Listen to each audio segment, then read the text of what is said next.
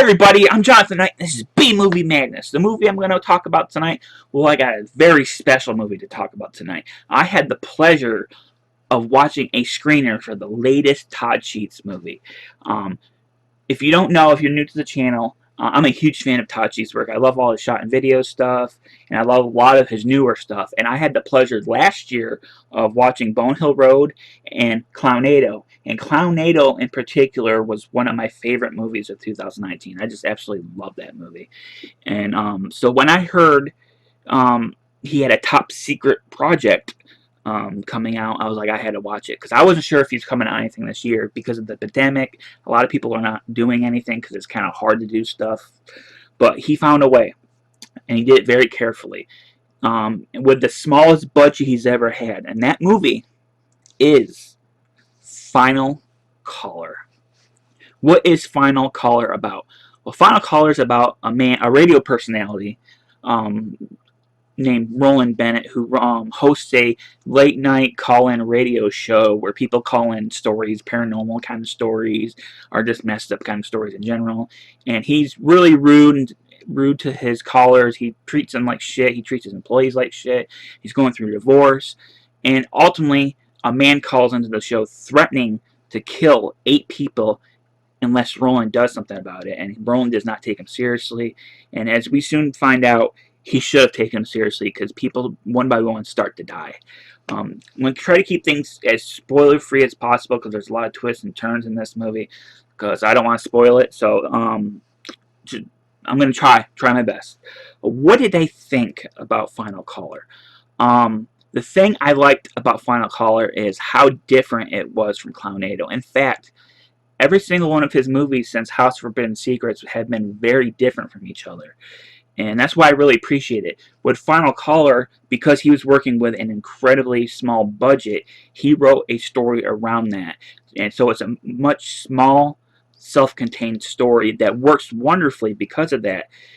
In fact, I don't want to say for sure, I think they filmed it in the same office building as House of Forbidden Secrets. It looks like the same building to me. If I am wrong, please correct me down below, but it does look like the same building. Because I just rewatched House of Forbidden Secrets recently, and it looked like the same place. But it's a small, self-contained story, and it works because of that. Instead of trying to, do something huge with very little, he keeps it small, self-contained, and still gives us the goods. Now, the two best things about this movie, the MVPs of this movie, are two of the actors. Douglas Epps as Roland Bennett. He is absolutely hilarious. He is, in my opinion, he was a lovable asshole. People just probably say he's just an asshole, but he is a lovable asshole. He treats, he's every time he's on screen, he's just so much fun to watch. I really loved his performance. Another performance, oh boy. Jack McCord as the final caller, as the killer of the movie. He absolutely stole the show. He is so engaging to watch, but yet unbelievably creepy. He does such a great job.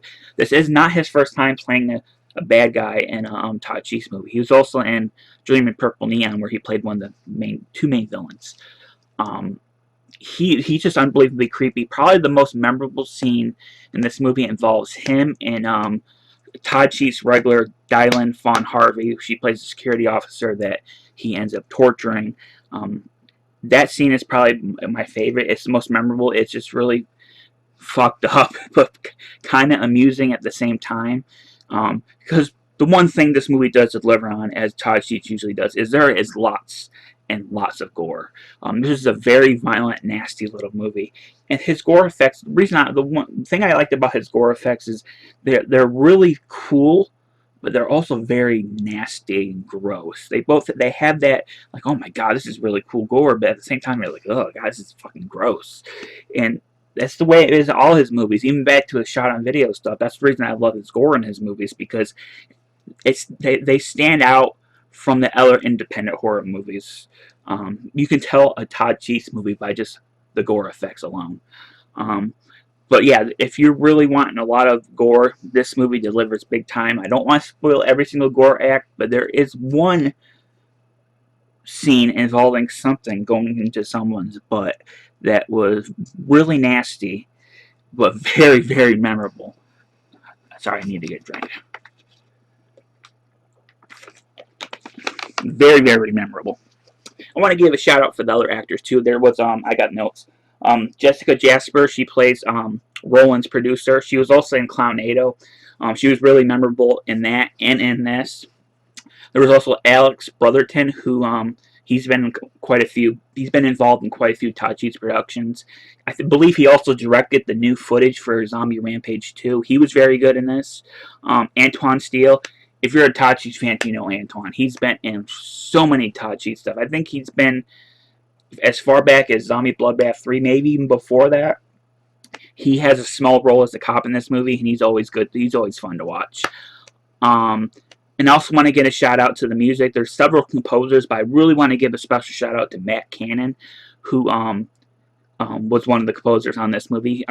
He did this music for a movie I reviewed this year called Spirit Animal, and his score for that movie was fantastic, and his music for this movie, or the music in general for this movie, is really good. But I want to give a shout out. It's really cool seeing his name in the credits. But Final Caller. It's a nice, quick 90 minutes. It keeps you engaged the entire time. It's a very, very well-paced story. It delivers on the gore, suspense, and about an hour in, there's a really couple big twists that, again, I'm not going to spoil, that really took me by surprise. So every time I got, he kept on throwing twists and turns at me, and then it got to the ending, which, I was really surprised by as well. But it was just, the Final Caller was so much fun. If you are a fan of Todd Sheets' work, I really do highly, highly recommend checking this out. I want to give a big thank you to every single person involved in this movie. Todd Sheets, his cast, his crew, every single person. Thank you for making an entertaining movie.